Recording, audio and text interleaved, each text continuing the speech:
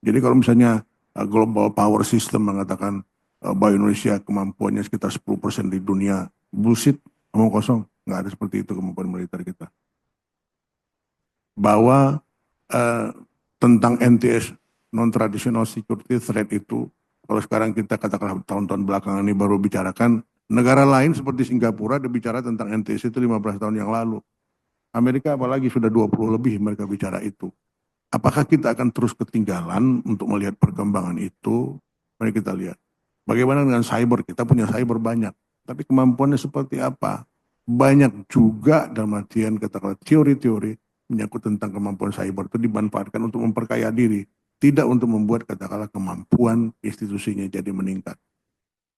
Saya berpikir bahwa semua itu kita mesti berdayakan. Banyak peluang. Tapi jangan sampai yang cuma yang disorot yang ada di Bulog sana, TNI, yang ada barangkali di katakanlah di posisi sekretaris presiden di menteri. Itu cuma masalah kecil, lebih penting lagi yang urusan yang lain lah pada masalah itu. Jadi menurut saya siapapun berhak untuk menempati jabatan tertentu tidak dihadang oleh berbagai ketentuan-ketentuan yang justru membuat kita rugi. Lanjut. Nah ini rasio belanja negara kita di negara 20. Indonesia itu nomor berapa? Nomor 16 dari 18. Kita lebih tinggi dari Meksiko dan Argentina. Lainnya kita ketinggalan. Begitu rendah kita. Hanya 0, berapa di sini? 0,7 kalau sekarang 0,8.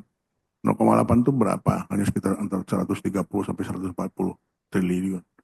Yang lebih dari untuk anunya aja, overheadnya aja, untuk belanja pegawainya aja, itu lebih dari 50%, ada 77 triliun sekian. Nah perbanding anggaran pertahanan negara ASEAN ini, Singapura paling tinggi, PDB-nya 3,3. Hampir seperti Jepang yang flat 4%. Itu dari APBN-nya 18%. Kalau Indonesia 4,1. Saya pikir kemarin sekitar 4,9, sekitar 4,1. Rendah sekali. Hanya 0,8, nggak sampai 1%. Bahkan, lanjut lagi.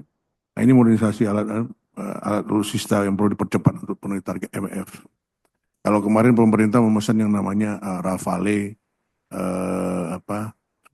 sebanyak 42, kemudian ada juga pesawat angkut J130,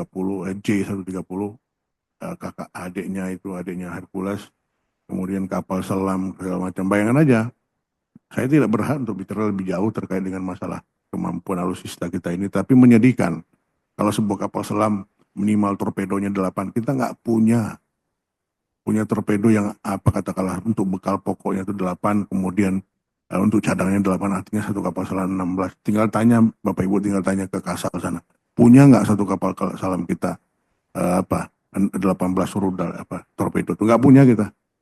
Kemudian berapa persen kesiapan tempur angkatan laut kita, angkatan udara kita? Kecil banget, nggak sampai 3%.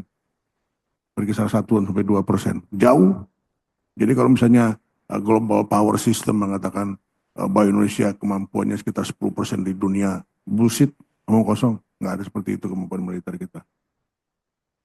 Download Tribun X sekarang. Menghadirkan lokal menjadi Indonesia.